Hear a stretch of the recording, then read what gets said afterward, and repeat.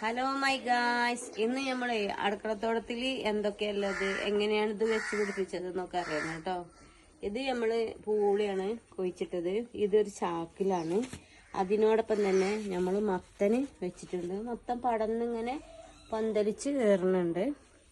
പിന്നെ അതേപോലെ തന്നെ ഇതിലും ഇത് പൂളയാണ്.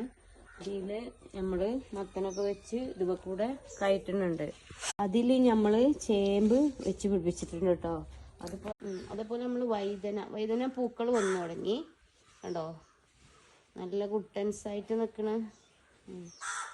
അതുപോലെ നമ്മൾ ഇതിൽ ചീര വെച്ചിട്ടുണ്ട്. ചീര പിന്നെ നമ്മൾ ഒരു പ്രാവശ്യം കാണിച്ചു തന്നേന്. ഇത് നമ്മൾ വെട്ടിയിട്ടുണ്ട്. ഇതിൽ പയറുണ്ട് കണ്ടോ, പയറ്